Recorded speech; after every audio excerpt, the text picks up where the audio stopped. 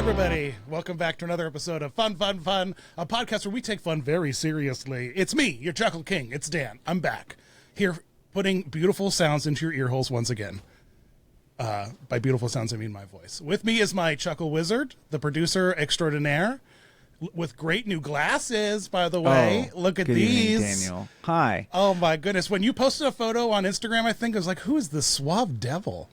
It would be a lie to not say I went and saw a old silent film starring Harold Lloyd and immediately went, I want those glasses. Now, I wasn't like trying to be chic. I just thought, what if I just lean in? I get it. What if I just go full professor? What if it's just like you can't? You're like, well, that's the only job he does. That or he like sharpens pencils for a living and artisanally. Oh my like, God, those you'd are the be an two incredible things. pencil sharpener. I just want to say. I think so. I would trust. Get my pencil sharpened by you. No doubt. I appreciate that. That's so kind. Call the pencil sharpener. Which one? The one with the round glasses. The round glass pencil sharpener. Yeah. Today we've got a fun guest. We have. Listen, there's a lot of YouTubers out there making theme park content, but there's only one out there making the top-notch, premium, straight-edge theme park content. That's Ryan for the love of theme parks. Hey, buddy, welcome. You're my favorite straight-edge YouTuber. There might be more. I don't know. It's not a question I pose to every creator I meet. Start a Facebook group and maybe see who joins, but I doubt it, bro. I think it's you. I think it's you. People. Yeah. I think that they just opened a bar at the Magic Kingdom, bro. I think it's you. I just think it's you. Surprise, I haven't been yet. But mocktails are apparently good. Mocktails are great there. We are going hard on mocktails. Millennials, can we just talk about this for a minute? Because millennials are sober by the by. We're not really drinking in excess because we're like, gosh, why did anyone like punish their bodies like this? You know, like my God, why? And we're just not doing it. And so mocktails are like popping up everywhere. What's your favorite mocktail you've had like out there in the parks, Ryan? Food and Wine Festival used to have a apple flavored slushie that was a frozen apple pie. And that stopped in 2022 and it came back this year at the Swirled Showcase at the festival. Whoa. But it's now like a apple, like a cinnamon apple float, and it's completely different, but with the same name. And I'm kind of mad about it, but that is my favorite of all time, probably. Was that different than the Epcot orchard apple? That's drink? what I'm talking about. Yeah, that's the apple orchard drink that had like the pureed apple on the bottom. Oh, so good. I was too busy looking at these the 360 They wear similarly orchard, themed shirts. They drink similarly themed slushies. I'm wearing Space. Were you guys separated at birth? I'm just curious. I don't think so. Do you have any round glasses to put on, Ryan, just so I could see how? I need to find them, but I have Harry Potter glasses that I used for a video once. See, I knew it. I think there's some relation going on here. I think you guys. Who can say? What do you think? What do you think the sober millennials like? Clearly, they're affecting the parks with mocktail like taking over. Like, how do you see that as someone who covers food in the parks? Like, how are the sober millennials truly affecting like all of the events that happen now in parks? I mean, I think half of it is them saying, "Hey, we need drinks for the kids, so they can feel like." You know, they're drinking around the world with their parents and they can charge an extra, whatever, $8 to $10 for it. But also, I mean, the price is a big part of it too. It is half the price of the cocktails or like a third of the price sometimes because, I mean, you go to Epcot and you're paying $22 for a frozen margarita. So it's not Yeah, I guess. And as millennials in our 20s, like we kind of caught on quick at places like Outback and Applebee's that like grabbing like a $5 margarita or whatever did not really, because there was so little alcohol in it. And like we started to realize like very quickly it was like, oh, like maybe we don't need the alcohol for the price, and like we could just get something cheaper and just enjoy the drink because we're all chasing the citric acid gummy flavor we grew up on. You know, we all just want our mouths to burn. We don't really care about getting drunk. I think the counterpoint there is, I think that we recognize that it's sugar and primarily sugar, like as you mentioned, the Applebee's equivalency. I think at the same time you'll see like hardcore millennial gin or bourbon people because it's like it's the opposite of that. You know, it's they're either enjoying botanical. There's culture. They're enjoying the culture. Yeah. It's like you take that much, right? You like it's like a small. Ryan, is there mocktail culture? Is there mocktail culture? I mean, there is sober culture within certain music scenes, and that's where I grew up in, and that's kind of Okay. there's no theme park sober culture. Yeah, I grew up in a lot of sober culture. I grew up in a lot of sober culture as well. My dad like was running a halfway house when I was born that he went through himself, and like so I grew up. I grew up in a very like sober aware, like I grew up like being taken to AA meetings and stuff. It was a real wild time.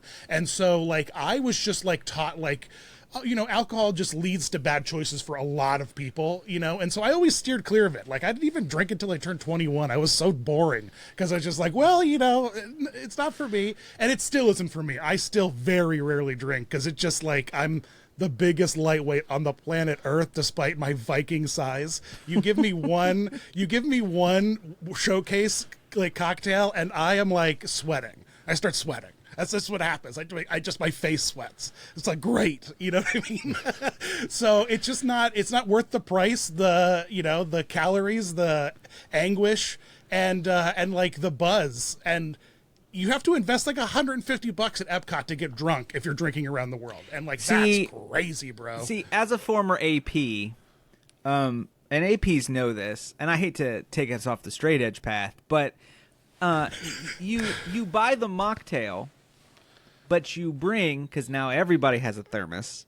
You bring what you need. No, just be careful you know what what you're saying here. You're gonna ruin it for everybody. I'm just saying. That's the way. The cruise ships have started cracking down. They're shaking water bottles, looking for bubbles. Are they now? Oh my god, are you kidding me? I used to not have any trouble. I guess that Dan, lady how tried would you to know bring. this? It's all over TikTok. It's all over sure, Christian it's all over TikTok. TikTok. Okay. Christian TikTok is primarily ways to hack drinking systems. And Disney stuff, you know what I mean? It's a one-to-one. It's an absolute one. How to sneak liquor on the Disney cruise in that AI voice, you know, or whatever it is. It's always just so funny to me. The lengths people go re-gluing Coke boxes back together. It's so not the funny. Great Escape. You don't have to like. No. Don't go crazy. But Ryan, you exist in a group that isn't straight edge, like of content creators. You're just seeing people that are drinking and doing stuff, and you know, like so you're seeing all the other drinks. You're seeing a lot of the stuff that's happening, and you're not necessarily like taking it in, and that's. And also, I think lends to the fact that like you don't have to be chasing all the liquor and all like the crazy cocktails as a content creator. If you have a friend group, you know, like right down Main Street might be filming a piece of content. You can grab a snap of it if you want that, you know. Yeah, but it's also the fact that like outside of like a Memorial Day party or 4th of July or something or New Year's Eve, none of my friends really drink casually. It's all for content. It's just like, oh, okay, I'm gonna get millennials. this. Yeah, exactly. Yeah. We wouldn't be paying for this. It is. These cocktails, I guess, really do serve the once a trip in a lifetime visitor. You know, like, and that's cool. I'm fine with that. It's fine that there's an $18 whatever. It truly makes my time in New York special to me because like I can like go to New York and eat for $30, and it's like, wow, I didn't even wow, yeah. my 3 people are eating and our bill's only $60. Wow. What, you know, and so I mean, are you going to the good spots in New York? Because last time I was there, I ate at Absolutely. Margaritaville, and my bill was like $40. Well, he said the good spots for sure. Yeah, Margaritaville. Margaritaville's a wild place in Times Square. Absolutely. You went to the hotel you stayed? Did you swim in the pool? I wanted to stay at the hotel because one of the videos that I've done in the past is the Margaritaville Cruise Line, and that's like one of my biggest videos, and that was so bad. But I heard the hotel was good, and I was like, okay, I'm not interested in going. A dear friend of mine who I knew as a struggling artist and how has done very well for herself and is working and living the dream, has to go to New York regularly to film, and where she goes, she stays at the Margaritaville Resort because she's like, you know what, it's kind of like the same price as like, you know, all the other, because all the hotels in New York now charge resort fees and stuff. She's like, but insane. Like the theming's cool, the vibe is cool, the people there are cool. She's like, it's really a chill place to be. So she exclusively stays at the Margaritaville Times Square Hotel when she works in New York. God bless you. One of my best friends. Are you a parrot head? We must ask, as someone who's done so much Margaritaville. Are there straight edge parrot heads? There've got to be, because there's got to be a lot of sobriety in parrot head culture. There's got to be a lot of sobriety. They don't really care about alcohol as much as you know what I'm saying. No, so here's the thing. I have never been a Jimmy Buffett fan.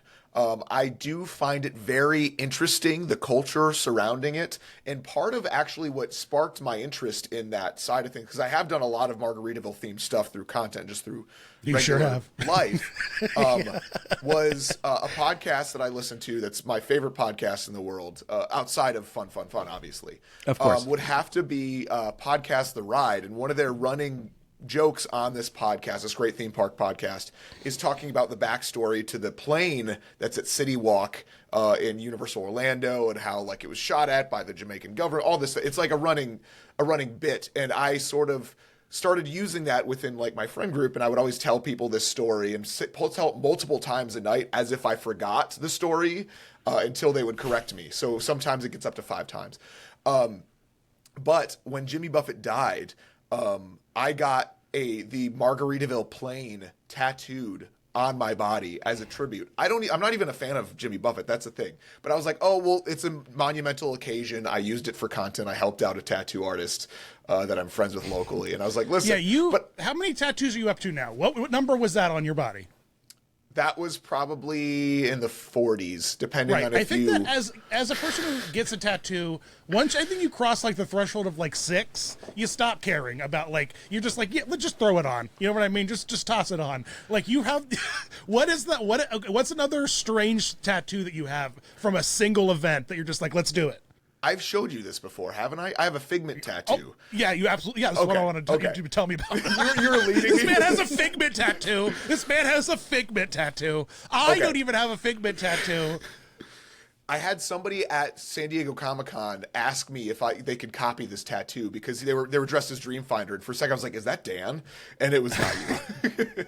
But I showed him this tattoo. So basically, my favorite part of the Imagination Ride is the fact that Figment is, defying his boss. He's really fighting. He's anti-establishment, which is me as a pro wrestling fan, sees a lot of similarities between him and the pro wrestler Stone Cold Steve Austin, how he's kind of fighting the system. He's like, against his boss, trying to wreak havoc by all means necessary.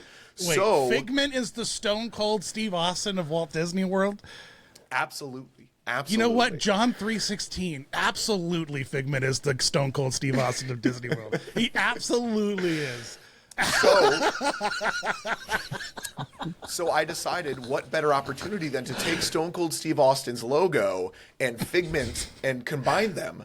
So I created, or my wonderful tattoo artist created a Stone Cold Figment tattoo, which I will show you guys now. It's in a really awkward spot, so I gotta like stand up and lean over. So oh my god, we'll put this on the OnlyFans. It's okay. Here we go. No, it's not like on my butt or anything. No, it's on my inner arm.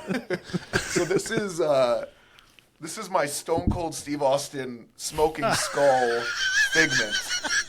Dude, you got to put John 3:16 underneath it, bro. It's got to be. It's got to be Figment 3:16. That's what it really should be. Yeah. That's true. That's true. Yeah. I don't know. And at this point, I have so many tattoos. Sometimes I will show up and go, "Hey, what are you in the mood for?" And it's obviously not going to be. That's wild to me. It's not gonna be on like my hand or something like that. I'll decide. But like if it's like I'll do whatever. that. I'll do that for my pedicure. Like I'll go in and be like, "Yo, throw it at me. Throw the deluxe on me. You just whatever. You pick the scent." But like I will not go in and be like, just draw on me forever. Dan, do you have any tattoos? No, not me at either. the moment. Me either. No, I'm very hairy. Is the thing. It's just like, and so until I can figure out like a fun, I haven't really figured out a fun hairy way creature to, you can put on your body. The one thing I thought about doing, and I'm just concerned about cancer, is my first job on Broadway was a glow-in-the-dark puppet show, and I've often thought about getting a blacklight. It was a blacklight show, like a blacklight puppet tattooed on my hand, like a hand puppet. But I don't know. That's a silly gag that a very specific time. Like glow-in-the-dark ink. Yeah, and then you could only see it. Oh, you could only see it in blacklight because the show I did was in blacklight. It was an hour blacklight show, like the section of the Little Mermaid play. It was at Hollywood Studios. It was an hour of that. Johnny was super inspired by that, and he did it for Royal Caribbean, then went to Broadway, then I toured with it, and now it's a show on PBS. It's Splash and Bubbles, the PBS show. It started as the Little Mermaid show, at Hollywood Studios. But yeah, so it would be like to honor like me as a puppeteer, like my first puppeteer job.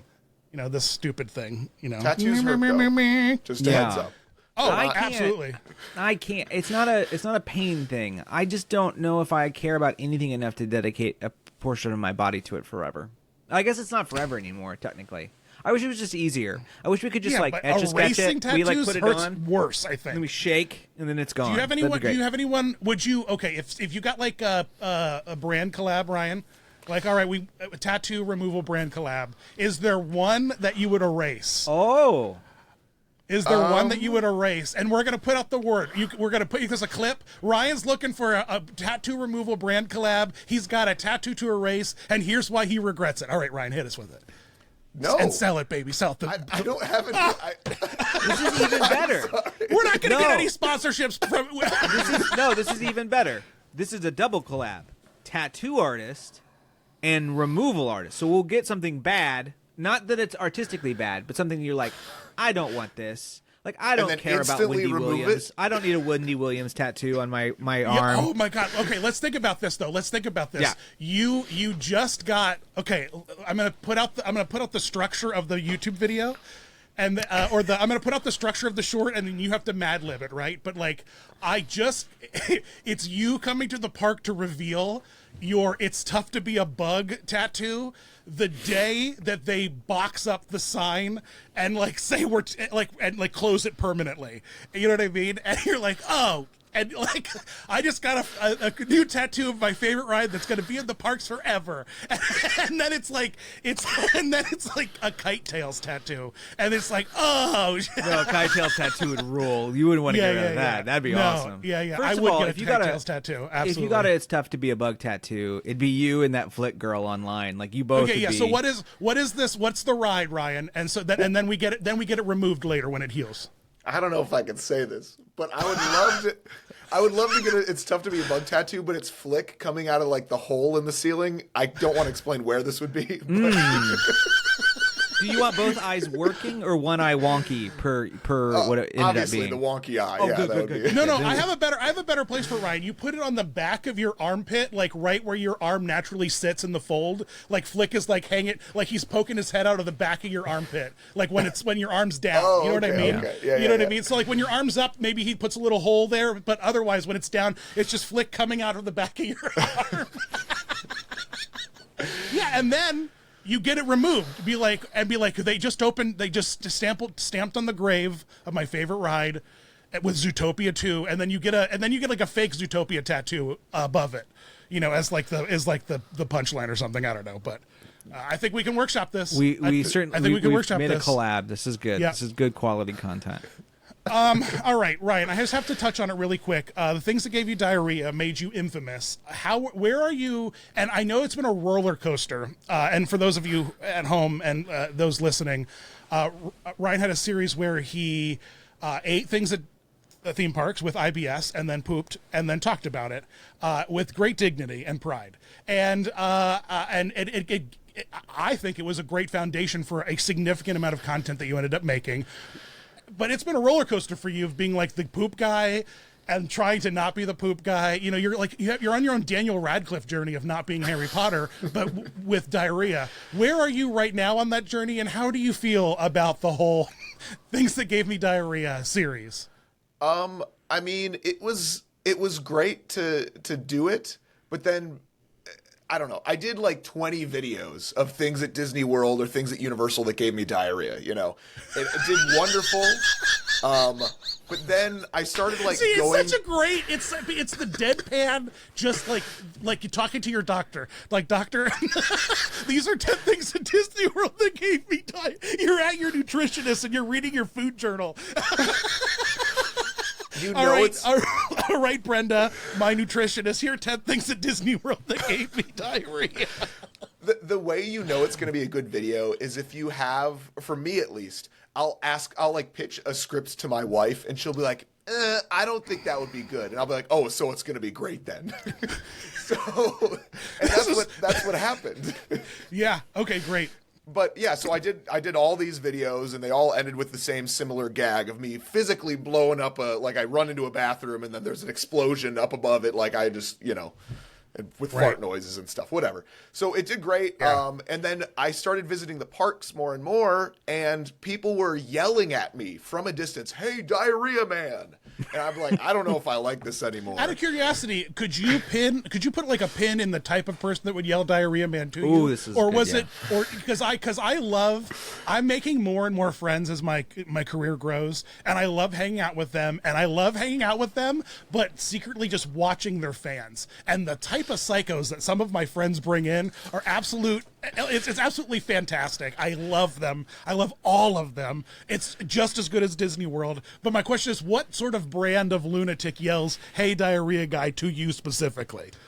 It's usually someone from New Jersey, I feel like, which is not a bad thing. I don't mean it like that, but it's a lot of like. There's so many people that I've met before. They're like, "Oh, my brother hated theme parks and Disney until I started sending him your diarrhea videos, and now he's like, oh, suddenly it's kind of cool now." So it was usually like a non-theme park fan who would happen to be at the parks, who would be like, "Oh my, there's the diarrhea guy," and it would be okay. But so if you're asking me to describe them, I mean, it would be.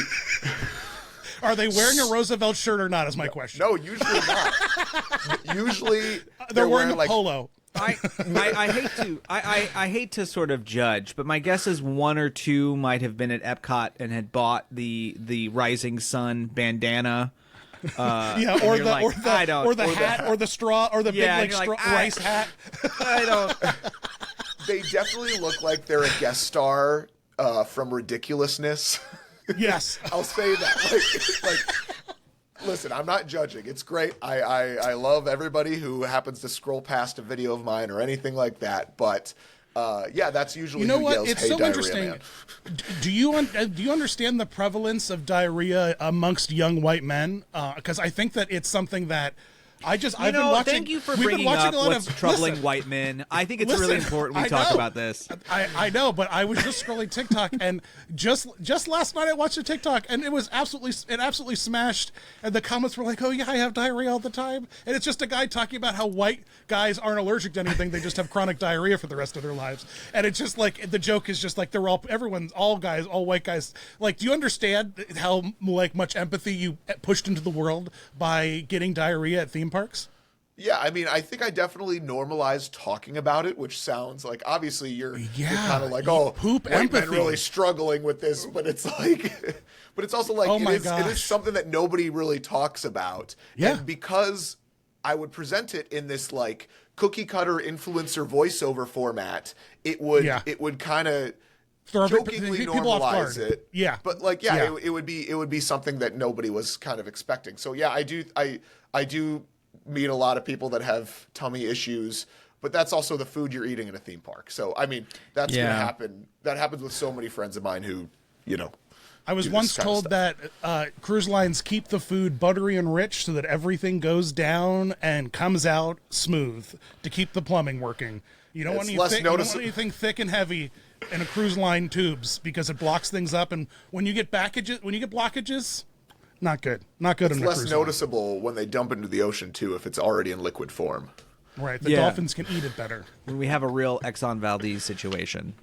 Yeah, you don't realize it, but toilet paper on cruise lines are flavored like fish, so that when they dump it in the ocean, they just eat it. It's like fish food, You're so deadpan. I believe you. But have you tested this?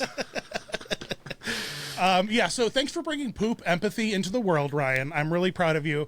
Empathy. And I think that I think that another great piece of content would be an infomercial about poop empathy and how you too can conquer your poop fears by just starting your own TikTok series about pooping at theme parks.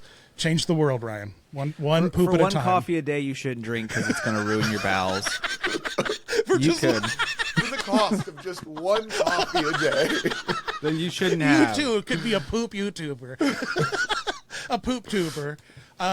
No, dude, I really respect it, quite honestly. I honestly do. I think it was a really cool series you did, and I love when you revisit it now, and now it's just a classic in your archive as a great punchline for tons of your jokes. It's a great setup that you're gonna be able to use forever, and you did that was a great setup, dude. Absolutely smash setup. So I dig it. I appreciate it. Thank you. So, so speaking of TikTok is like, you're still doing it, you're still smashing, but you're like a sniper with TikTok. You only post very strategic content that you make and edit. You don't there's no real lo-fi production. It's almost all hi-fi that you do. And your stuff on YouTube is interesting and growing, and I love watching it. And part of the reason why I have you here is because you're doing a new video and you're going to talk to me about it. But one of the things I've noticed that you're doing, and I think is interesting, is you're taking like the YouTube hits of the past like 10 years of theme park YouTube, and then you're like revisiting them from a completely different perspective as like a transplant or a local, like as someone with boots on the ground. What's that been like for you, making like successful theme park YouTube and like a sea of new channels that are like popping up left and right?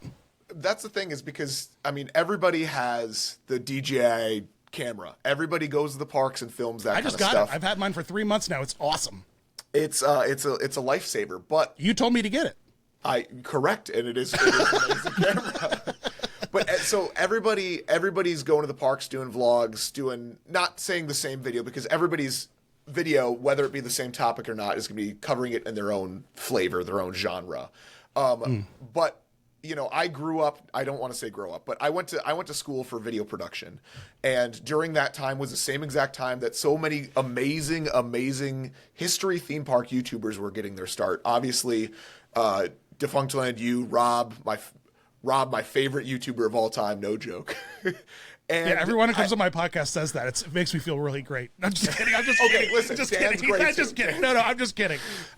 Rob is one of my favorite YouTubers too. It's why he continues to be one of my best friends. I love the guy. Yeah. So, but there's only I say that there's really only so many like history-based topics to examine in terms of theme park history and stuff, because you know, each park had whatever 13 to 25 rides at one point, and they've all been visited previously by somebody at some point in terms of a history video. So in terms of approaching that kind of thing with the content that I'm doing, I really want to have a slightly different, again, flavoring to it. Obviously cover the history of it, but also, if at all possible, why not get my boots on the ground? Because I do live in Orlando. If I'm covering the former Nickelodeon hotel, I mean, the building's still there. Why not at least go to the building? If I could stay there, I'll stay there. You know, there's so many. I always want to have like an adventure portion to what I'm talking about. That's the act 2 of this 20-minute video or something like that, where it's like, okay, well, if I'm doing a video on the World's Fair and I happen to be visiting New York Comic-Con, I'm going to go to the World's Fairgrounds. You know, at least have that portion of it there, which I may or may not be spoiling what I'm doing next month. But, you know what I mean? Like, it's like... No, absolutely. I mean, you've done similar stuff to that too, at least, where it's like, okay, well, there's this new Disney on Ice thing coming up. They have this specific character, not letting it dictate what you're doing in terms of content. No, actually, I'm about to do a huge adventure content piece with Disney on Ice. Like, I think the biggest adventure piece of content I've ever done, and I absolutely love it. And the content that you make has really helped me like understand the difference between my adventure content and what I could bring to my adventure content. And like, that's kind of the thing that, as like a YouTube historian, a lot of people like miss out on the fact that like they're not there.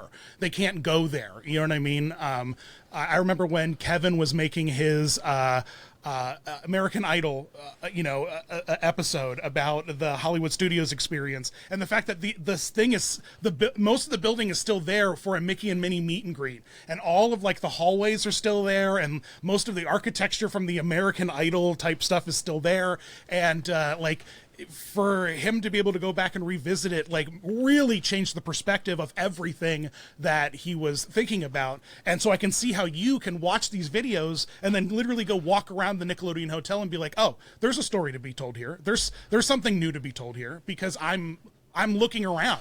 Here's the toilets where people pooped. Here's the vending machine where people got their Diet Cokes.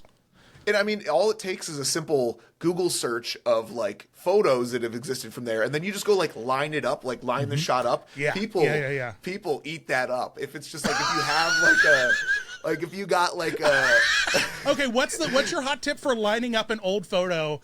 Because that's hard. It's hard to do. Tricky. Do you do it in camera?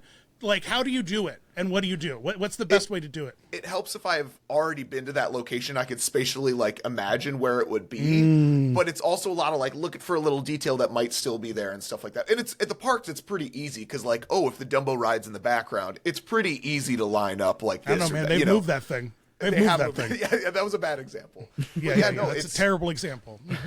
But most of the time, you know that big water tower's in the background. You know exactly where to line it up. If the big sorcerer hat's in the background, you know just where to put it. But you know, I don't know. Sure. Like I went to Chicago for a convention, and I found the former Chicago Disney Quest building, which is now like a Rooms to Go or something. And the building looks the same. Like I was a pass holder there when I was a kid. You can rent rooms. Is that what it is? It's like a rental room thing. It's like a furniture store. Yeah. But it's where are we at? Like better than Ashley Furniture, better than IKEA? Like what is a Rooms to Go quality like furniture brand? It's a step up from IKEA, between IKEA and Ashley, I guess. Okay, so you're endorsing Rooms to Go? No, I'm not. I'm just using an example, okay? Okay, have you bought anything for Rooms to Go? No, I have not. Yeah, probably. I think we to bought Go a couch there. Has like it kind of looks like an amusement park logo. Like it's weird. It has does like have an amusement park logo. It looks so way more so what fun I'm saying than is it you're is. you're an authorized buyer, like you would see on Amazon reviews. Like I don't even know if it's a Rooms to Go there anymore. Honestly, it's some furniture brand is all I'm saying. So you're endorsing a furniture brand you've never even tried, is what you're saying? Dan, my research says here that since Rooms to Go. Allegedly, Ryan is excited about Rooms to Go, who is giving furniture to ICE areas. So I guess, Ryan's canceled, I guess. Yeah, Ryan's canceled. Rooms to Go sponsorship totally canceled, by the way. Yeah, just gonna say I'm kidding, Rooms to Go. This is going to ruin the brand deal. So yeah. Anyways, so I went to visit this. I went to Chicago, and I was like, let me visit the former Chicago Disney Quest. And I just filmed myself walking through this store and lined up certain things. And the outside of the building looks the exact same. And it's just like going there to see what it is. I even talked. The other thing, I've tried to become more of like an investigative journalist, which sounds ridiculous because I make poop videos on the internet. But videos about poop, not poop videos. You'd make more money if it was poop videos. Probably. but I talked to one of the like employees at this furniture store, and I was like, hey, just a weird question. This building is it looks really weird, like strange architecture. And she goes, yeah, it actually, fun fact, it used to be a Disney like indoor theme park. And I was like, no way. And I was like getting all this info from her, not filming our conversation or anything.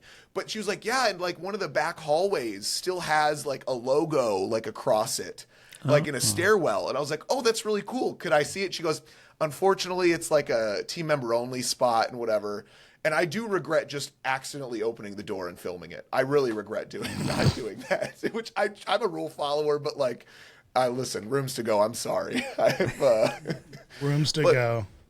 But yeah, it's just about kind of going out there and finding what used to be there. I probably won't do a video again if I can't go to the spot. You know, I won't be covering any of the international parks till I can go there. It's like urban exploring sort of thing in a way, but in a rule following way for the most part. Yeah, you're my favorite straight edge YouTuber, just doing straight edge content. You know, top to bottom.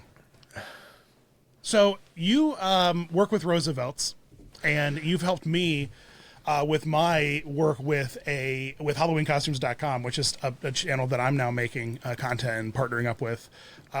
What's it like as a YouTuber? And I want to like impart wisdom to other YouTubers who watch this and are always like curious about working with brands. You know, like what's like some good advice you can give to people who are developing a relationship with a brand and are trying things out because the way you got an attention of Roosevelt's, I think, is super cool. And I'm curious, like, how you can, if you have any advice for creators who have a brand they really dig, and like how they might approach interacting with that brand. I think this probably speaks for both Dan and I in terms of where we're at.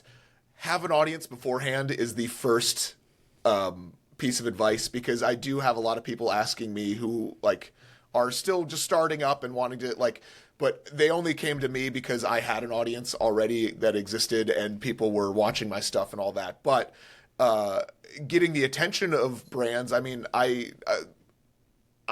this was, oh my God, almost 3 years ago at this point. It was on May the 4th, and I noticed how many people were wearing these button-down shirts at Hollywood Studios. They're all Star Wars themed, and I knew that I was aware of the brand. I had a couple shirts, and I just did a video where I was counting how many of the shirts I saw.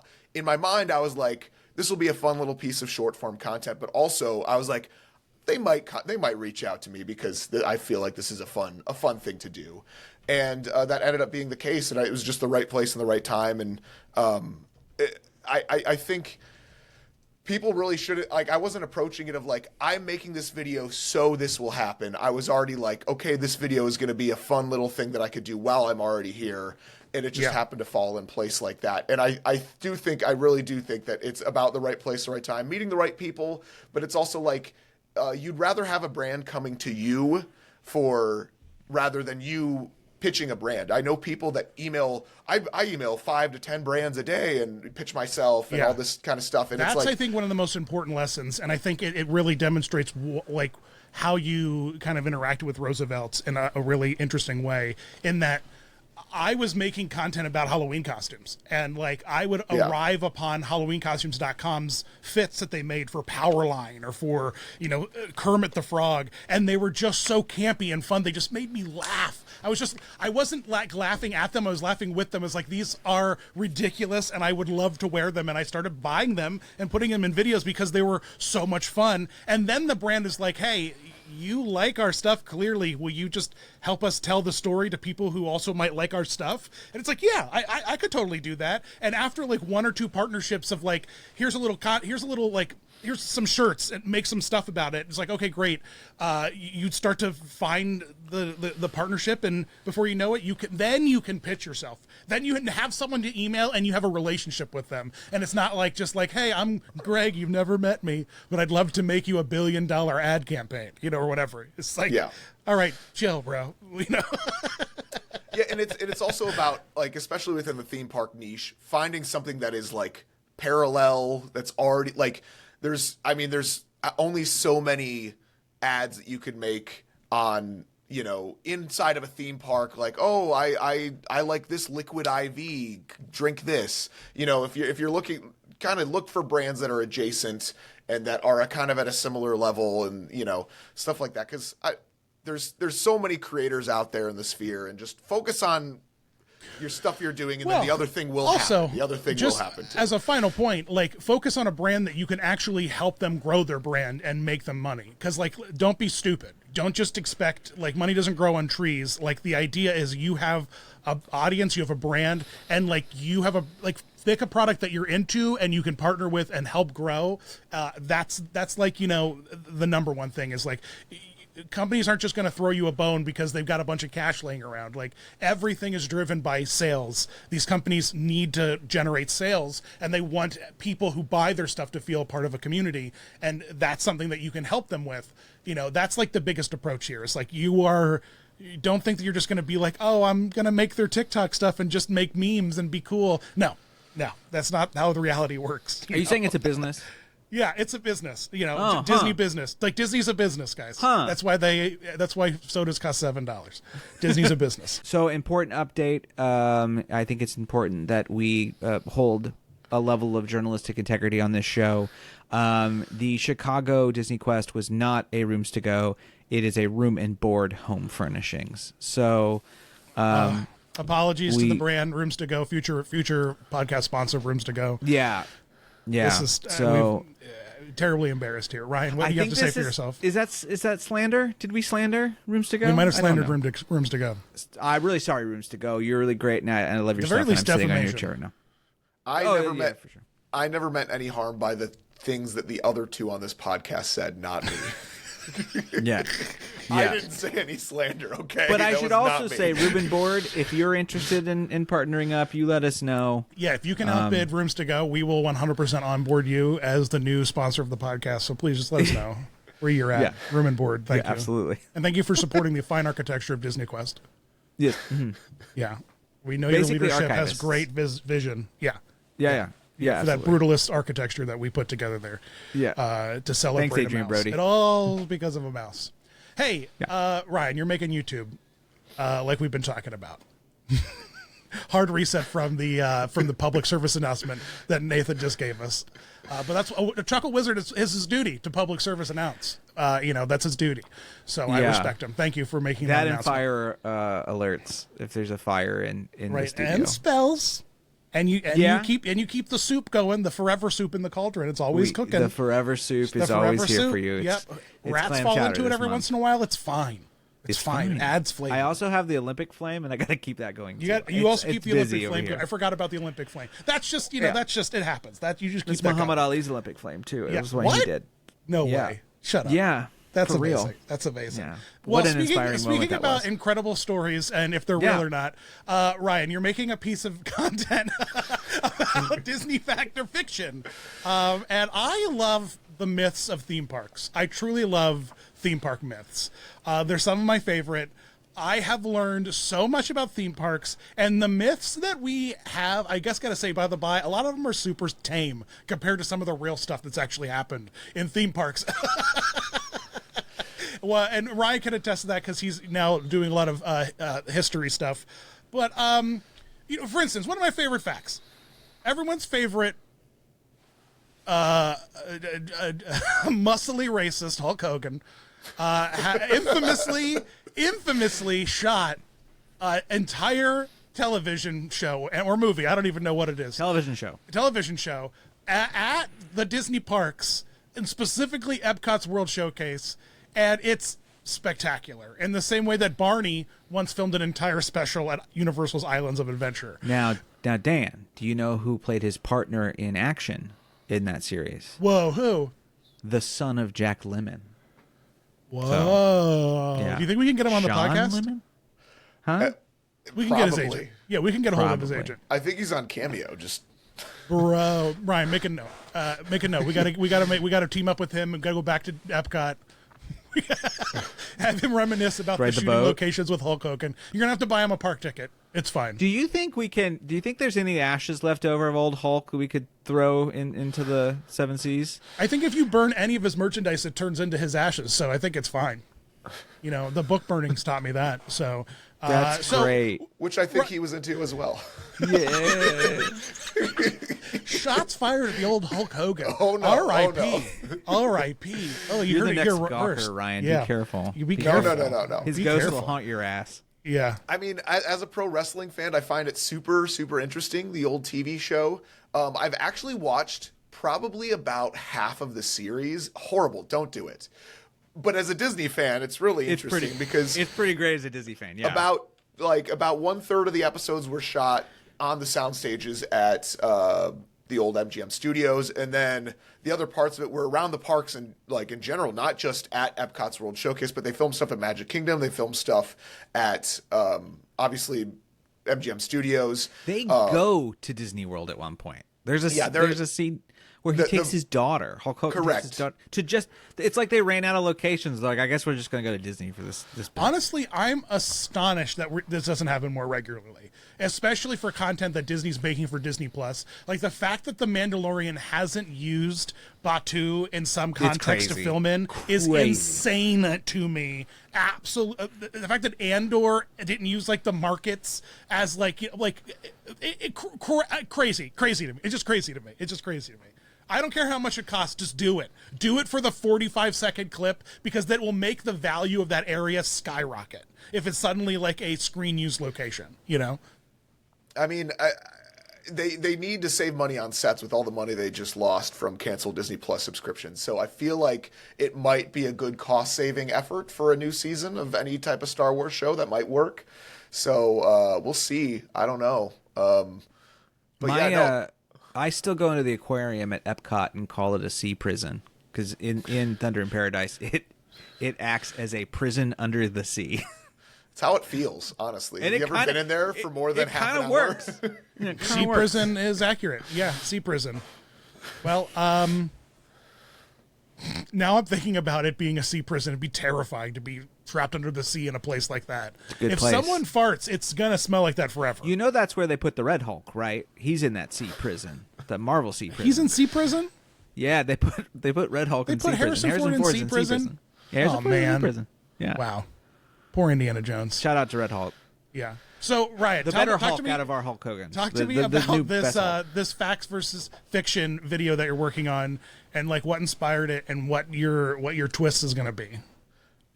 So it's spooky season right now at time of recording, and I wanted to do some type of Disney video because I haven't done a Disney video in like 6 months. And I figured rather than cover a ride that everybody's already covered, I wanted to kind of take a more editorial approach to some certain myths that are shared about Disney, a lot of which are like from that annoying cousin who takes you to Disney that one time and will be like leaning from the back row into your ear to tell you, oh, you know, see that mandolin player? That's actually the dad from Carousel of Progress. Like stuff like that was kind of the basis. So how do you even go about gathering a collection of things that the weird cousin would say to you? Like, how do you find the stupid things that people think? Walk around the parks for 6 hours and you'll hear them. Dan, I am the weird cousin. Oh, okay.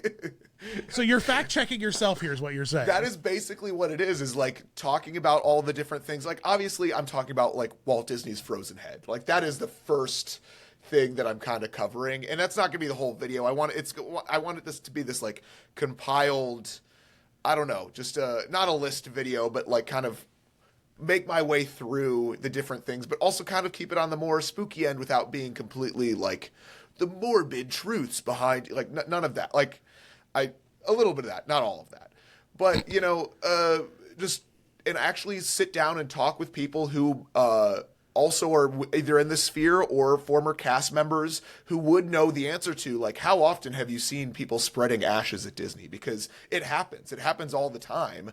But like, what is the approach when that happens? Or like if there's a rumored ghost on this specific ride, or any type of, I don't know, one of my friends I was speaking with recently was talking about certain ride preparations that they do for like ride ops teams. Of every morning you have to go by this was obviously not recently, but when you would go through a specific scene of Splash Mountain, you have to at least air high five one of the Brer Rabbits to make sure that it wouldn't go down at that spot during the day. And if you didn't do that, the ride's guaranteed to be down for a few hours. So things like that, and superstitions, and like maybe reasons behind superstitions, whether it be some incident that happened on the ride years and years ago or not. It's kind of here's an interesting part of that culture, and the thing that I have really learned as becoming like a park historian, I guess if you want to call me that, is that cast members, by the by, exist in their own headcanon.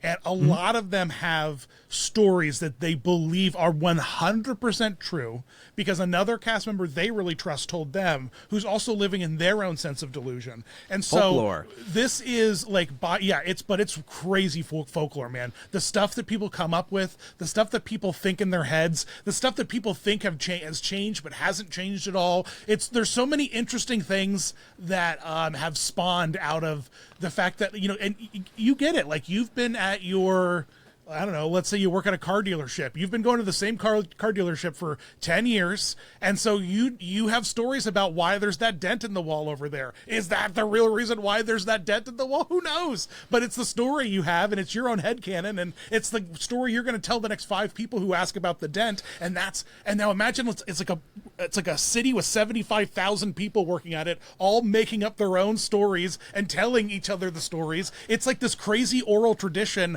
of like misinformation that's spread like as part of the culture. It is wild that how much of it happens with cast members. It's staggering to me. It's absolutely staggering.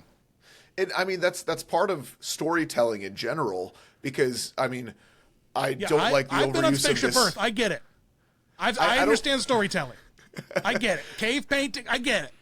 I don't Computers. like the overuse. I don't like the overuse of storytelling in modern media where people are like, I'm a storyteller, which I correct, but there's more nuances to that. But storytelling historically. Dude, I liked your storyteller voice, by the way. Can I just say, well, can you do it one more time? That was good. I'm a storyteller. What do I say? I am the storyteller. I am the storyteller. Who is this? Who's this mysterious man? I think that he I have needs a voiceover voice. You do too. Okay, come on. Yeah, but it doesn't. I'm the storyteller. It was very Keanu of you. But when every story is told, it gets retold in a slightly different way. That's how all certain books come to exist. That's how certain things are interpreted different ways, and all like that's how the world works. But usually that's over the span of hundreds and hundreds, thousands of years.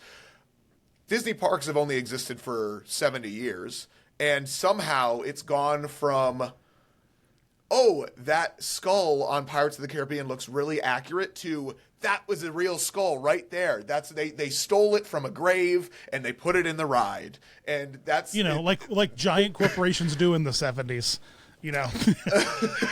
So it's just huge special effects houses. Although now I see that they're just buying AI art off Etsy, so I don't know what they were up to in the 70s. So yeah, that's the morals come in question more and more now. These were just all the skulls they found while excavating the park, because you know in the swamps of Florida there were a couple bodies out there. They had to have found some pieces. They had to, when they were digging the moat or or whatever.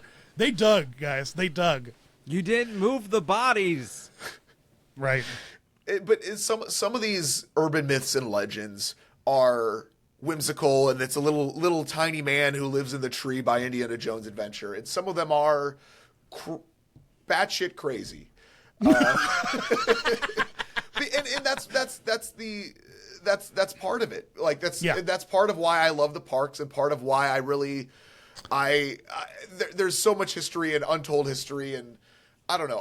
I want to. Yeah, and now it's so easy. You just ask Grok on Twitter if the dumb thing you're saying is even true, and you'll get at least more factually accurate statement than your own dumb head thinks. It's the Grok joke was intentional, with the. I've been on I was going to say just do the opposite. 3 years, so yeah. Oh, okay, you guys don't know Grok. Aware. No, Grok. Twitter is it's lost. It's like Facebook now.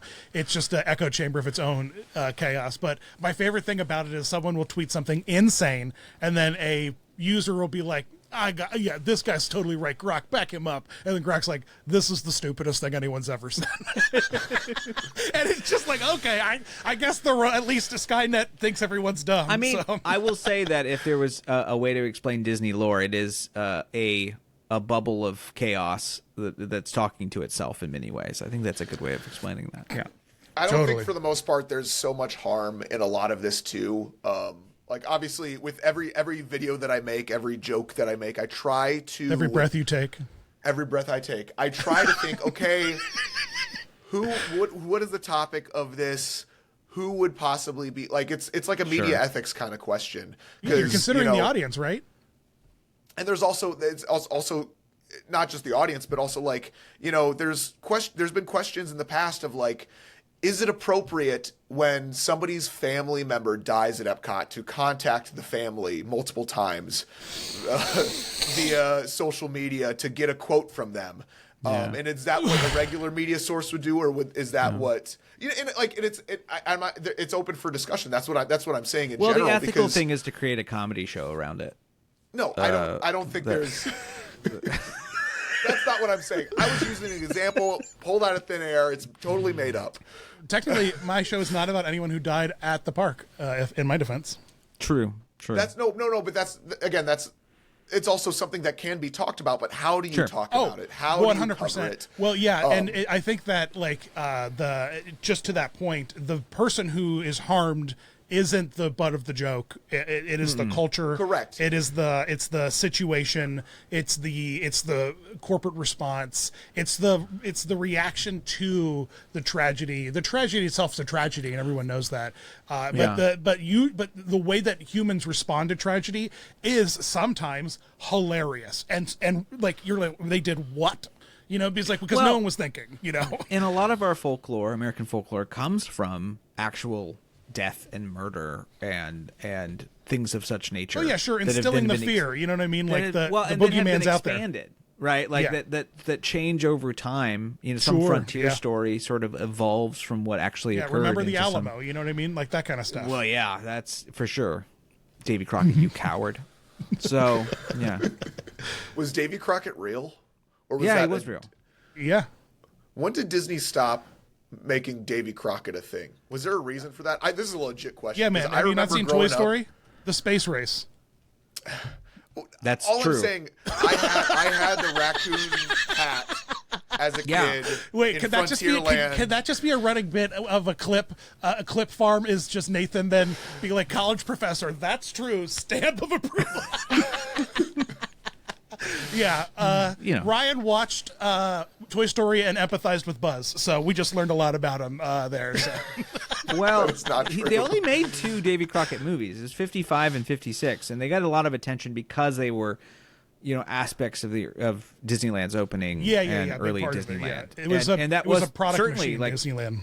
A huge part of the trend was that those hats are because of Disney and that sort of thing. But if you look at, I'm trying to see if there was a television show. Like, there wasn't really that many films about Crockett after that. I mean, there was one in 56 trying to do the Fess Parker thing again, but 60 was John Wayne, and then it really tapers off. And then I think that our fascination with Davy Crockett was as a culture was fulfilled by Indiana Jones. I think that sort of the adventuring sort of American history, American folklore sort of kind of thing. And National Treasure. Let's not forget National Treasure.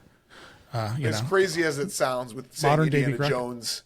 Indiana Jones is a modern take. It is a modern take, because Davy Crockett was popular in the 50s and 60s, and that's how many years ago now. And Harrison Ford is still doing it, okay? And he looked great in the most recent movie, and I liked it, okay? Yeah, he's also dying. I haven't seen the new movie, so I can't speak. Is it good, Ryan? I cried. Is it better or worse than Rooms to Go? I don't think you cried. You said I did at the end. I cried because he dies. No, like James Bond. No, he doesn't. I mean, I don't want to spoil it, but he doesn't die. Gets hit by a nuke. Okay. He gets in a fridge as another nuke drops, and the fridge was facing the wrong way, and he died. I liked Crystal Skull as well. Okay, listen, I'm okay. You have low expectations. So, I do. Okay. I do.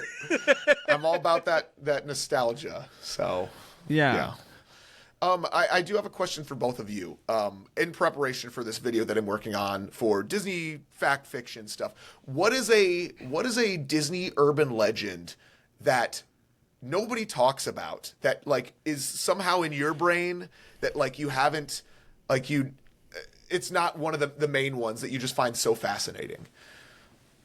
Boy, does Doritos count? Because I don't know if it counts as an urban, but Doritos is such big nerd culture and gamer culture. Doritos, it's sports culture. It's everything that is at its core opposite. I feel to Disney adults, and the fact that Disney adults made Doritos is absolutely hilarious to me. I'm so surprised it's not a joke that's told constantly. It's not something that we Doritos must hate that about themselves or something. I don't know. It's just so wild to me that Doritos are because of Disney and specifically Disney parks, and it's just this thing that exists out there that it's a dumb thing that people talk about that I believe is fully true. I've looked into it.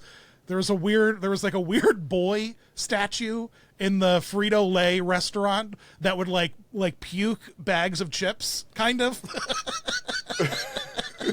He was at the top of a slide, and you could order a bag of chips, and the thing would I don't know, puke it out, poop it out. It would do something, but a bag of chips would come out and roll down a hill, and then you could collect it like a weird statue vending machine. It's wild. It's wild. So I'm trying to give you a nice edit mark there, Ryan, so you don't get my voice in it. But that would be the Frito Bandito, by the way. Yeah, Frito Bandito. Yeah, he's real. The Frito Bandito is real. He's real. Yeah. I don't need to clip anything in here. We're good. Okay. All right. You're All right.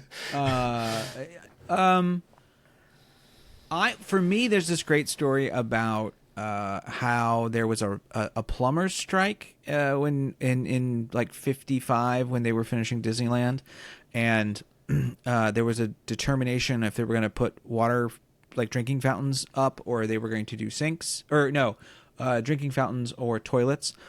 And according to legend is that Walt said people can buy a Coke but they can't pee in the street. And I think if that's true, that's my favorite Walt Disney quote. And Well, I mean, I've read it in some... That's where Yeah. Walt was wrong, because I've been to New Orleans. And Yeah. people definitely Yeah. pee in the street there. People and love street peeing. But Yeah, in and apparently 1955 Shanghai, that's also the case if you've been to Shanghai Disney. So Ryan, would 19 you rank street peeing above or below Rooms to Go? Like in terms of things you enjoy? below. Listen, let's move on from this Rooms to Go thing. I don't want them up my butt on this. Okay. You think Rooms to Go is going to come after you? You think they're going to be a their aggressive PR team? The Rooms to Go fixer is going to come in here. Rooms to Go is going to contact the YouTube CDC guy, and he's going to make a vague threat towards me. Do this the easy way or the Rooms to Go way? I think you mean the FCC. If it was the CDC, that would be a contagion issue. Yeah. I just ruined this joke. Sorry. No. No, you made it better. good. You made it more seasoned. I like it. Yeah. So what is the one you're carrying around, Ryan? What's your number one dumb thing that you found out you're wrong about? I mean, there's one that is really, really popular that I like talking about, that is clearly fake, which is the turkey legs being actually like ostrich/emu legs is a very interesting one. Wait, they're not?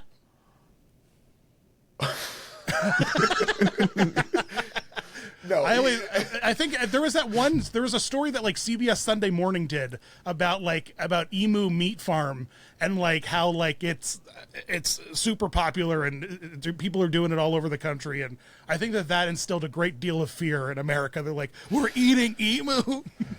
But the one that is that sticks out the most to me is are you aware of a failed ride effect on the Animal Kingdom safari ride? Do you know what I might be referring to? This is an era from about 2016 to 2017. We talking Little Red? We talking Big Red? No, we're talking about the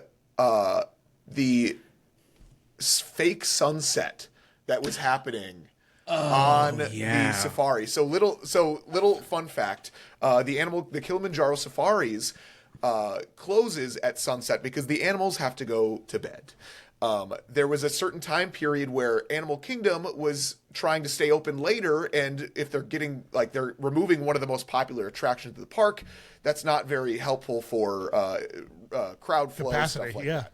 And I believe this was about the same time that Rivers of Light was starting, so they were like, okay, we want to try to... The Rizzler of Light, though, would be an incredible show. I just want to say... River of Light was starting. I would pay money to see the Rizzler of I need Light. that Photoshop. Yeah, now. I need the Rizzler on that float, on the big Lotus float or whatever. Or is it his whole face, and he's doing It's his the whole Riz face. face? Oh, thing? yeah. I think it's a projection of Riz face in water for sure. But during that time, they were saying, okay, how do we keep the safari open? And on the safari, the main when you're at the what's it called, the big flat area, the safari. I'm not thinking of this. The Savannah? Savannah. You're on this, you turn onto the Savannah scene. On your left, as you're turning that corner, there's the hyenas, dogs that are over there. Yes. Behind there at the tree line, they built up this massive LED wall that would be recreating the sunset, and it was so bright. But it was like, it's different because it's LED and it's not actual, natural light, but Yeah. it would confuse all the animals and they would like start going crazy. So they, after a few months, I believe they had to stop using it. But it's still back there. If you look at Google Maps, you could see the fake LED sunset wall that is just built up. And it's clearly not just like a wall or a fence. It's like an LED wall that's placed there. And yeah, Whoa. it's a fun to stretch out the usability of the ride effectively and like I bathe kinda the area remember with that. light. I think I went on it once with it, and it was terrible, if I remember correctly. There was only one like news article when I was looking this up about it, and it was like, oh, they started using this, and then there was nothing else beyond there. But I have a few friends that had previously worked with the safari, and they confirmed that, like, oh yeah, no, this is a thing. It's sitting backstage. That's you know. crazy. So, and you can see it on Google Maps, so it's pretty. And it's that's pretty why cool. Animal Kingdom now closes at 2 p.m. And Animal Kingdom has old people hours. It's just Might as well, honestly. Might as well. It really does, doesn't it? Yeah, which is a shame. it's It's a the zoo. prettiest park at night. It's a zoo. a shame. It's a zoo. It is a zoo. You know, and like that's why zoos Well, it's not like a zoo, but they yeah. lean so heavily into like the lantern festivals and stuff at night, and like Yeah. all those It's like nighttime gorgeous. like walkthrough areas. So like honestly, I wish the Animal Kingdom would lean into that and do like a festival of lights thing, because I love going to like the Smithsonian Zoo in DC and doing it. It's the best at like the wintertime. Animal Kingdom in winter at night is my favorite. It's so good. I do think that Animal Kingdom is more of a park for people who are more of a fan of zoos than theme parks. And it's a great theme, like it's a great theming. But if somebody tells me out of all the Disney parks, Animal Kingdom's their favorite, I'm like, oh, so you love zoos. And not in a bad way, but I just Sure. I definitely think that it's more So of you a immediately shots fired with anyone who brings up Animal Kingdom as their favorite part. Like you're just Come on. immediately you choose violence instantly. I see. No, but don't you agree? Like, is Animal Kingdom either of your favorite parks? I do like Animal Kingdom a lot. So here's the thing. It's a contender. Here's the thing. As an annual pass holder, it's my favorite park when I was an annual pass holder, because you would go and there would be always the animals would be doing something different, right? And it was something. They learn a new show every month. It's wild. It's just The hardest like working choreographers in the parks is the animals. New It's shows just- every week. It always was a little bit, and that's because I'm a zoo guy too. I like going to the zoo in general. Like my wife and I would Ryan, go. he's taking ownership of it, buddy. He's got it. I am. He's calling himself out. So, but what I would say in general terms, You do Animal like a zoo? Kingdom, I like a zoo. Yeah? What's your favorite animal to go see? Really? Yeah. Oh, hey, zoo guy. Yeah, How many otters. zoos have you been to? Otters. That's the correct answer. Yeah, I could sit and Otters watch is the otters best. for a while. Yeah, Otters, absolutely. And Animal Kingdom has the very best use of sponsorship ever that's ever happened at Disney, which is that the OtterBox is sponsored by OtterBox. It's the best sponsorship, Smart. bar none. Period. In Here's the thing. my defense, yeah, go ahead, right. No, What's your defense? I'm ranting. So I think, and I would firmly say this: Animal Kingdom is the best themed park in North America. It is good. And if you're there for vibes and checking out the animals, it can be a really good time. If you're there for a Disney-like vacation, where you're like we're trying to do everything all the like I think that people are like they're too busy to enjoy, and so they don't really take it in. But if you're just there to chill, it's really, really relaxing. And I mean, Nomad Lounge, man. Nomad Lounge. So Nomad Lounge is pretty great. I also have to say I love Indian food, and if the other parks started serving more consistent curry at like they do at Animal Kingdom, I would partake. Speaking but- of diarrhea, theme park Indian food, I tell you what. Good Lord, God, what's wrong with all of you? No, it's so good. So good. Oh my goodness. The LED wall. That ride is so cursed. All the things that have gone wrong with it and they had to change. I remember they built a fake tree and hid a spotlight in it for the elephants. Was that in the same time frame? No, that was much before then, I believe. If that is even true, that's the thing. These are the true. urban myths and legends. That's true. We don't know. There is We a don't big. know. I think it's on YouTube. I think it was part of the Animal Kingdom. I thoroughly enjoyed the 2 seasons of the Behind the Animal Kingdom show, because it was basically just a zoo show. But they did show they had a. And as a they zoo built guy, a you tree. love a zoo show.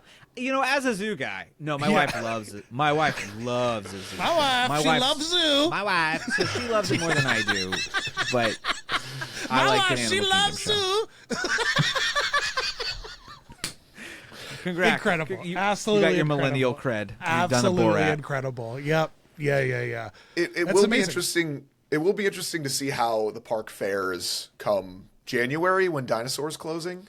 Yes. Because it's not the biggest draw. Nobody buys a ticket to go ride Dinosaur, but it's gonna affect wait times. It's gonna affect people deciding to go to the park or not. If they are like tapped into knowing what's going on, they might choose like, oh hey, wait times are gonna be ridiculous. Let's just skip Animal Kingdom, or let's skip this until stuff is done. Which is crazy because Disney announces stuff 5 years ahead of time. I guess they're not worried about people being like, oh, hey, we're going to wait until this opens. Universal, on the other hand, they're just like, we're not going to say until a month before it opens. For rides, not for parks, obviously. But it is weird that they're not going to finish the Encanto stuff before they do the Indy, or vice versa, where they would have left It's going to be a up. much tighter window though than if they just had closed it all. So I think that we'll have that stuff open before you know it in terms of the time, in terms of timeline. They're rushing it. I mean, for theme it's a park carousel. purposes. One is a carousel, so I mean, just they have a warehouse full of those. So, you just slap that in there and. Were we, before we leave Animal Kingdom and move on, were we Primeval Whirl fans, or is that just me? I Crazy enjoyed it. coaster. I enjoyed it. I'm not 8. As a zoo Maybe guy, I am. You loved As a zoo it. guy. As a zoo guy, you loved it. Yeah, Because apparently. the coaster vehicles were shaped like O's. And like you're I like, I'm on liked one of the having zoo whiplash. O's. Yeah. Yeah. I I like let the whiplash. You love feeding the chiropractic industry is your problem. Yes, so yes. You're That's why addicted to getting Matterhorn those is my cracks, favorite ride at Matterhorn Disneyland. and Primeval Whirl. You know it. All right, let's wrap this up so I can do some interviews with Ryan for his fancy piece of fact and fiction content, which you can check out soon on his YouTube channel. You're For the Love of Theme Parks everywhere, right? Yes, everywhere. If you just look up For the Love of Theme Parks on YouTube, you'll find I got a shorts channel and I got a long form channel. So You got a shorts channel? You don't Yeah. put your shorts on your main channel? no, it hurts the channel. It hurts the reach. I told you that before. Okay. Yeah, It's good to know. You I know hate that's- making the shorts. That's a great. good. That's good. great to know. It's great Do to you know. salute your shorts? Salute my shorts. Is that? Am I the only Nickelodeon kid around here? I'm a zoo I know boy salute and your a shorts, bro. Nickelodeon kid. Camp on a One. Does no I one hold you remember in our Camp heart. Salute Your Shorts? All right. I'm still pretty young. I think that was before my time. Oh Yeah, my god. Ryan's too young for Camp Anawana. Oh my god. Yep. Why did Yep, we even yep. have? Hey, at the end of every We should episode, have we talk Rooms to Go about on. something fun we're doing. Mine's going to be Yeah. Rooms to Go. Clearly, we'd like to chat about something fun we're up to. A little segment called Fun and Tell. I've been deep into TikTok world lately, and I have been having a ton of fun learning TikTok live and like TikTok shops and like live shops. It's been fascinating. I think I might want to just quit everything I do and become a talk person on QVC. Like I just want to be a QVC host. It's the most fun. I just want to hold sweaters and talk about how soft they feel. You know what I mean? I will say that there is a alternate universe where you're like a really fun weatherman. Oh, You know? absolutely. Something like Or that. like you're like the guy on the I am the Vanna contempt- White. Something like that, yeah. Well, yeah, the sex appeal is there, but Absolutely. possibly the guy who does the like oldies station, like the DJ on an oldies. You could 99.9 The Hawk, the Valley's classic hit station. Yeah, I hear you. Now give it to me in your radio voice. That was it. That was That my, was it? my radio bit. Yeah. No. You What's could a do radio better voice? Is it the Do you want my NPR voice or do you want my like DJ your voice? NPR voice? Ryan, do you have Sure. a radio voice? Everybody has. You're mimicking whoever you listen to. Like, and if your radio voice is saying what the popular radio station was where you grew up. So for me, it's like, whatever. 95 will rock, the rock station. Like that's the Chicago like rock and roll station that I would listen to. So if you just name drop a radio station that you could remember from when you were younger Yeah, and say that's it. true. You just say it. And it's that's like your Scruff radio McGruff, voice. Chicago, Illinois. I get it. Well, gang, 60652. I have a public radio show, so I have a public radio voice because What is it? you can go to Delmarva Public Media and go to WSCL 89.5 and listen to The Sound of Cinema every Saturday at 5 p.m. That's my Whoa. NPR voice. Why don't we get that voice on the podcast? It's too sexy. You know, you don't pay me Sounds enough. like you're about to break bad news to me. I Well, you don't know. view that as sexy. Well, that's just because you That's feel just like NPR. you're going to get bad news. I don't know if you wrote, but that's just NPR as a whole. By the Yeah, by, and It's then- like, terrible things are happening, and here's the news. Yeah. And now to Nina Totenberg. Yeah, I'm having a blast nine- on TikTok Live. It's Yeah? really fun. I'm learning a lot, and man, I've like on a crash course of like marketing. I feel like I've just like been thrown to the wolves in terms of like marketing 101 and like ad production 101. I'm just learning on the fly, and it's wild that I'm having a blast. Have you done any TikTok Live shop stuff, Ryan? No, I used to live stream from the parks. That's what I started doing almost 5 years ago now, and now I don't really live stream. No. It's kind of wild because if you can find like 10 to 20 items that are, you know, sub $100 and are towards or like satisfy your niche, you can just turn your live content into a way to like for people to support your channel and in a completely unique way than affiliate links have worked in the past. It's like a live affiliate link. It's very wild. But I'm so shocked that more people, like brands as a whole, lean into it. But like, there's so much potential for you to like. I think like for Walrus Carp for the Kirk does it sometimes, and so he's a good example of someone who's streaming. So anyway, Nathan, what are you up to for fun?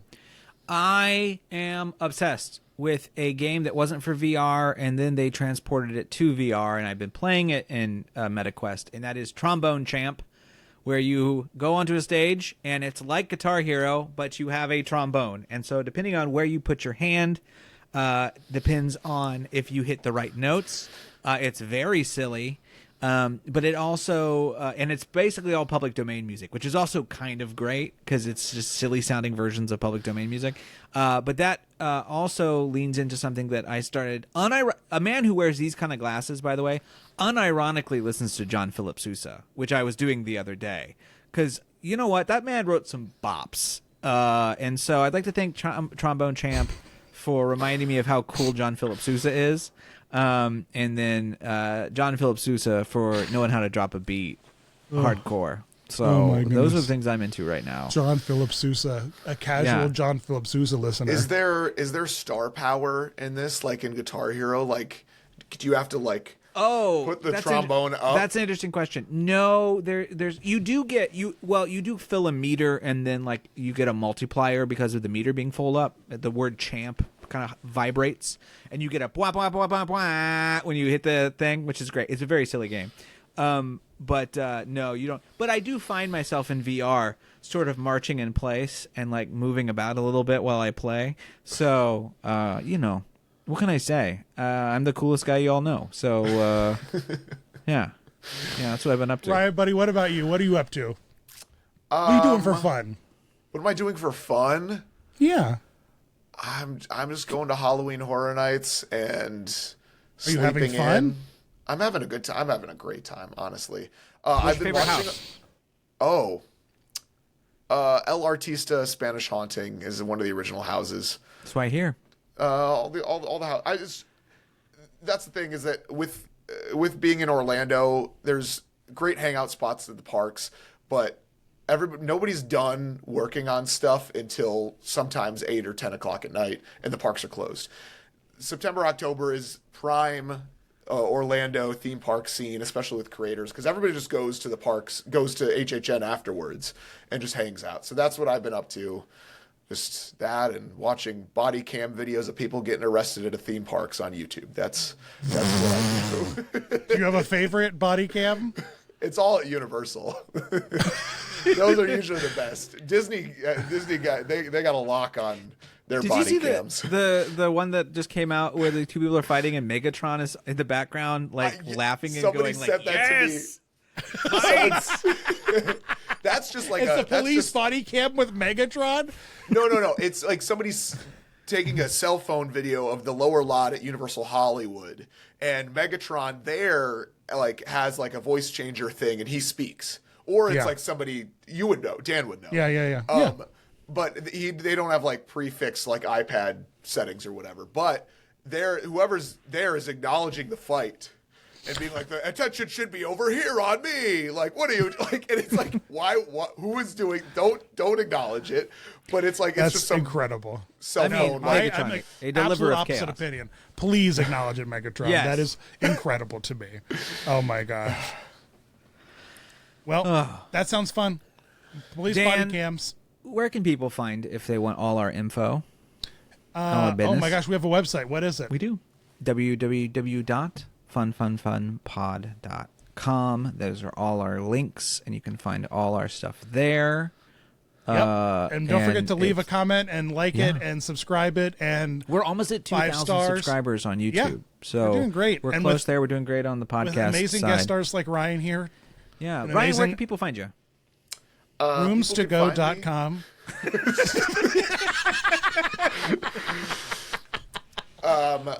People can find me at For the Love of Theme Parks on all social media channels. I do have one more thing I'd like to plug. October 23rd, 2025. This should come out before then. I'm doing a live comedy debate show with the Brackett Brothers at SAC Comedy Lab in Orlando. If you want to show up, there's some fun other special guests, including Molly from Mammoth Club and Jason Horn. Former Virgin Megastore superstar Jason Horn will be there as well. Yeah, that's all I got. Amazing. Awesome. The Brackett Brothers. Super fun shows. Yeah. Check them out there. Well, thanks for listening. The podcast is over now. So go listen to another episode. I don't know. Goodbye. And don't forget about our promo. It's Disney Dan at rooms.com. Yeah, use my coupon code DisneyDan at Rooms to Go.